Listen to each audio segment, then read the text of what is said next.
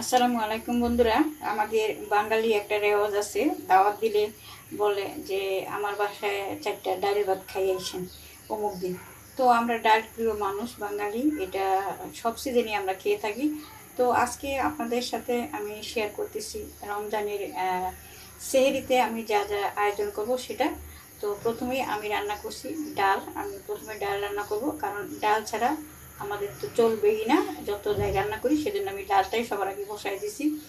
তো এই ডালটা মিক্সড ডাল, এখানে আমি মুসুরির ডাল এবং খেসারি ডাল দুইটা একসাথে করে রান্না করতেছি। তো ডালের পরে আমি অন্য যে আইটেমটা করবো সেটাও দেখাবো। তো আমি ভেজে নিচ্ছি পাঙ্গাস মাছ, এগুলো পাঙ্গাস মাছ। তো পাঙ্গাস মাছ দিয়ে রান্না করব, ইয়ে দিয়ে টমেটো, বেগুন আর মটরশুঁটি দিয়ে পাঙ্গাস মাছ রান্না করব। তো আজকে যদিও বা রমজান, তবুও আজকে আমার রান্নাগুলো খুবই সিম্পল হবে, কারণ আমার বাসায় মেহমান আসতেছে। সেই মেহমানই বলে দিতে কী কী খাবে। মেহমানের খাওয়া খুবই সিম্পল, এবং যে মেহমান আসতেছে তার কথাই শুনতে হবে, সে যা খাইতে চাইছে তাই রান্না করতে হবে।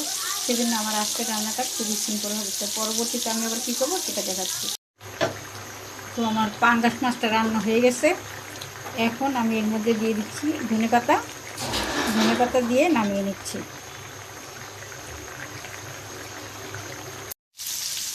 তো আমি এবার ভেজে নিচ্ছি মিষ্টি কুমড়া। তো এখন এই মিষ্টি কুমড়াটা আমার হাজব্যান্ডের জন্য স্পেশালি ভাজা হচ্ছে, কারণ ও মিষ্টি কুমড়া ভাজা অনেক পছন্দ।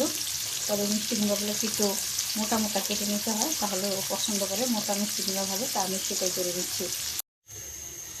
বন্ধুরা, এখন করে নিচ্ছি আমি সবজি ভাজি। অনেকেই হয়তো ভাবছেন যে পয়লা রমজান সেগুলিতে এই মহিলা কি হাবি জাবি রান্না করতেছে। আসলে সেটা না, যার কাছে যেটা খেতে ভালো লাগে। আমি আগেই বলছি যে এটা আমার বাসায় আজকে একজন মেহমান আসবে বহু দূর থেকে, সেই মেহমানের রুচি অনুপাতে আজকে আমি রান্না করতেছি, সে সেহেরি খাবে।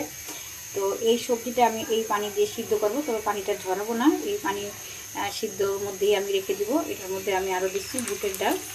এখন সবগুলো একসাথে সিদ্ধ করে নিব ঢাকনা দিয়ে। এই ভাজিটা অনেকটা রেস্টুরেন্টের ভাজির মতো করব। তো অন্যান্য রান্নার সাথে আমি সেহরির জন্য রান্না করতেছি পায়েস। এখানে 1 কেজি দুধ নিছি আর 1 কাপ পোলাও চাল দিয়ে আমি রান্না করব খেজুরের গুড় দিয়ে একটা পায়েস। এটা সবার পছন্দ ঘরের ভিতরে, তো সেই জন্য আমি পায়েসটা রান্না করে নিচ্ছি। তো পায়েসের পরে আমি করব মুরগি। তো পায়েসটা রান্না করার পরে আমি মুরগির মাংসটা বসাই দিছি, দেখেন।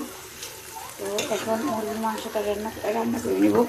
মুরগির মাংসের পরে রান্না করব আমি চিংড়ি মাছ, সেটাও আপনাদেরকে দেখাবো। তো শুধু রান্না বাড়া নিয়ে ব্যস্ত থাকলে হবে না, আসলে রমজানের পবিত্রতা রক্ষা করতে হবে, রোজা রাখতে হবে, নামাজ পড়তে হবে। সব কিছুই আমরা জানি, সেগুলো আমাদের ঠিকঠাক মতো নিয়মিত করতে হবে। তো তাহলে আমাদের রমজানগুলো সহি হবে আর কি। মোট কথা, এক কথা, রমজানের পবিত্রতা রক্ষা করে চলতে হবে, অন্যান্য কাজ পরে করতে হবে।